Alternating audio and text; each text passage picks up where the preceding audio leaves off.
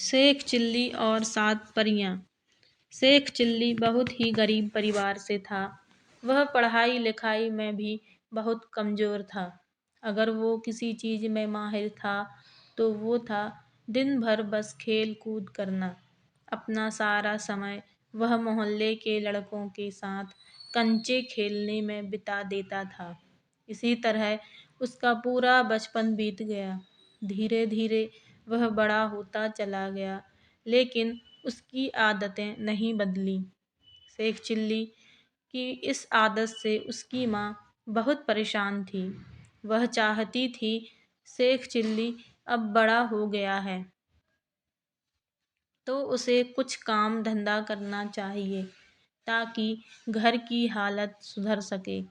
एक दिन उसने शेख चिल्ली को बुलाया और खूब डांट लगाते हुए कहा, कब तक तू दिन भर ऐसे ही मोहल्ले के आवारा लड़कों के साथ कंचे खेलेगा।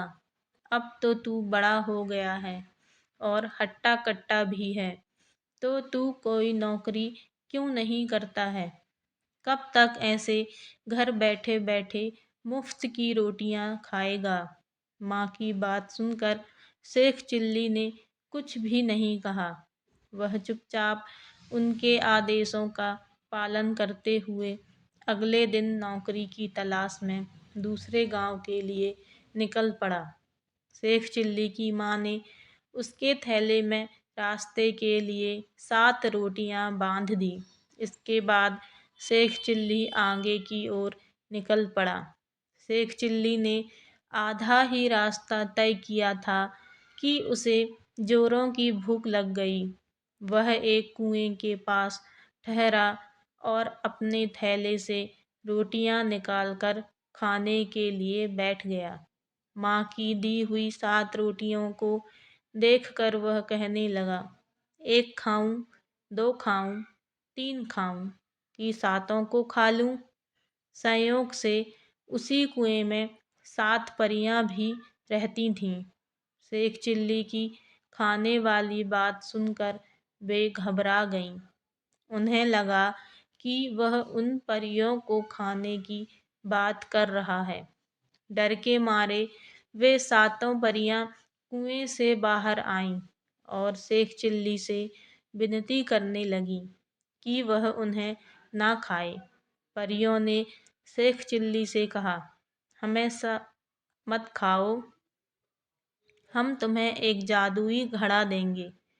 उस घड़े से तुम जो भी मुराद मांगोगे वह पूरी हो जाएगी।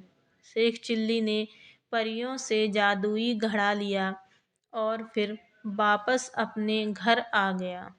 घर पहुंचकर उसने अपनी माँ को परियों वाली बात बताई। माँ यह सब सुनकर हैरान थी।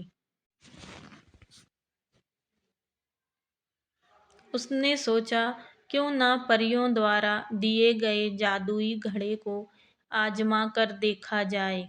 माँ ने घड़े से ढेर सारे पकवान की इच्छा मांगी। इतना कहते ही उसके सामने तरह तरह के पकवान थालियों में सज गए। दोनों ने उस रात पेट भर खाना खाया। इसके बाद शेख चिल्ली की माँ ने उस जादुई घड़े से ढेर सारा धन मांगा और दोनों अमीर हो गए। यह सब देखकर शेख चिल्ली की माँ बहुत खुश थी, लेकिन उसके मन में डर था कि गांव वाले उसके मूर्ख बेटे से उनके अमीर होने का राज ना उगलवा लें। तभी शेख चिल्ली की माँ को एक तरकीब सूझी। वह बाजार गई और ढेर सारे बतासे खरीद लाई।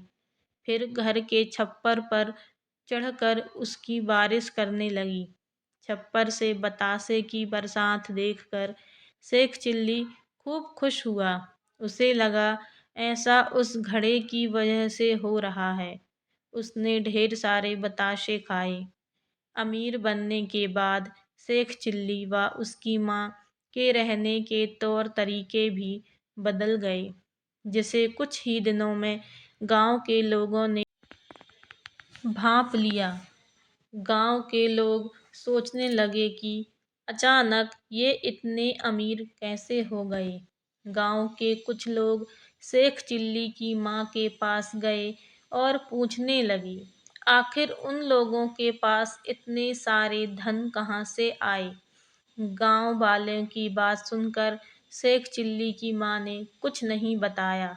तो उन्होंने सोचा कि चलो सीधा मूर्ख शेख चिल्ली से ही पूछ लिया जाए।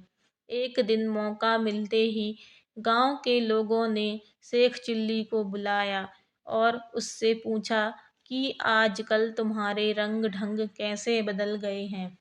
इस पर शेख चिल्ली ने उन्हें परी और जादुई घड़े वाली सारी बात बता दी। शेख चिल्ली की बात सुनकर गांव वाले उसके घर पर गए और जादुई घड़ा दिखाने के लिए कहने लगे। इस पर शेख चिल्ली की माँ ने कहा कि उसके पास ऐसा कोई घड़ा नहीं है। माँ ने कहा, तुम लोग तो जानते ही हो कि मेरा बेटा मूर्ख है। यह तो दिन में भी सपने देखता है। यह सुनकर शेख चिल्ली ने जोर देते हुए कहा, माँ, याद करो, मैंने तुम्हें ही वो जादुई घड़ा दिया था। क्या तुम भूल गई? उस घड़े से तो हमने रात में ढेर सारे पकवान खाए थे और फिर हमारी छप्पर से बताशे की बारिश भी तो हुई थी। यह सुनकर उसकी माँ ने हंसते हुए कहा, लो, अब बताओ, कोई भला छप्पर से भी कहीं बताशे की बारिश होती है? अब गांव वालों को भी शेख चिल्ली की माँ की बातों पर यकीन हो गया था। उन्होंने मान लिया कि शेख चिल्ली ने कोई सपना देखा होगा और उन्हें मनगढ़ंत कहानी सुना रहा होगा, और सभी अपने अपने घर वापस चले गए। शेख चिल्ली की दूसरी कहानी। शेख चिल्ली और बुजुर्ग लालची महिला। एक बार की बात है, एक बार एक बुजुर्ग महिला किसी काम से कहीं जा रही थी। तभी सड़क पार करते हुए एक वाहन से उसकी टक्कर हो गई। गाड़ी के टकराने से महिला बेहोश होकर नीचे गिर गई और वाहन चालक मौके से फरार हो गया। दुर्घटना का पता चलते ही आसपास के लोग तुरंत बुजुर्ग महिला के पास पहुंचे और उसे होश में लाने का प्रयास करने लगे। सड़क पर इकट्ठा हुई भीड़ को देखकर वहां से गुजर रहा शेख चिल्ली भी वहां पहुंचा। उसने देखा कि एक वृद्ध महिला सड़क पर बेहोश पड़ी हुई है और कुछ लोग उसे पानी के छींटे मार रहे हैं। वहीं कुछ लोग उसके हाथ पांव पकड़े हुए हैं तो कुछ हवा लगा रहे हैं।